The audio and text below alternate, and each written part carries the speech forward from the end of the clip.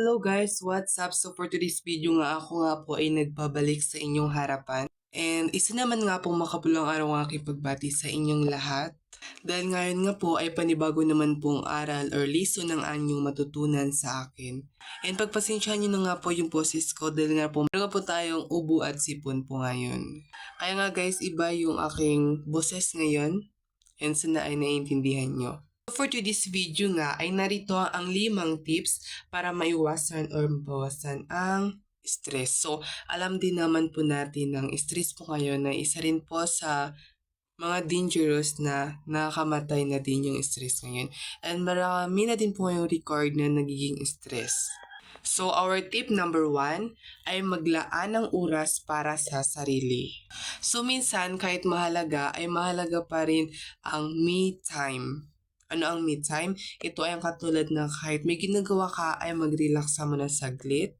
Siyempre ay mamasyal sa mga paborito nating places and manood ng mga paborito mong palabas. Pagbabasa ng libro o kahit simpleng paghinga ng malalim. Yung exhale, inhale. So, nakakatulong din yun para mabawasan ang stress. Tip number 2, mag-ehersisyo ng regularly. Alam nyo ba guys na ang pag-ehersisyo ay nakakatulong ang regular na pag-ehersisyo sa pagpapalabas ng endorphins or happy hormones. So kahit hindi naman yung mahabang oras guys yung ilaan nyo sa pag-ehersisyo, kahit 15 to 30 minuto lang guys ang pag-ehersisyo sa 15 to 30 minuto ng physical activity araw-araw ay napakalaking tulong na para mailabas na po natin ang ating happy hormones. So our tip number 3, i-manage ang oras ng maayos. Siyempre guys, ay gumawa po tayo ng ating schedule para hindi magmukhang sabay-sabay ang ating gagawin. Kasi guys,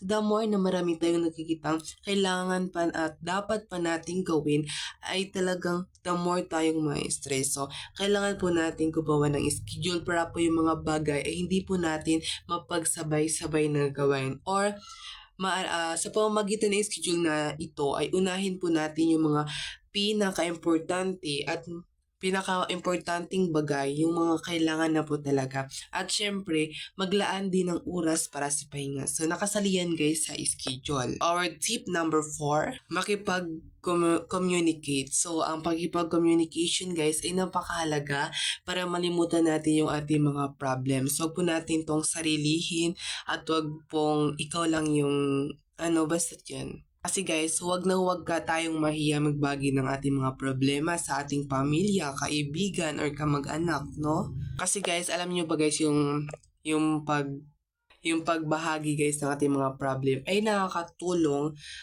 na ang pakipag-usap para mailabas ang nararamdaman at humingi ng payo sa kanila. Pang-5 tips ay iwasan ang mga unhealthy habits.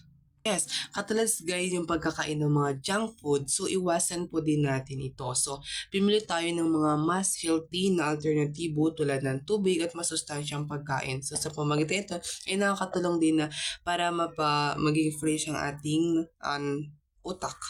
So, subukan nyo nga ang mga tips na ito at alamin kung ano ang pinakabagay sa'yo at ang mag-work sa'yo. Hanggang dito na lang. Bye!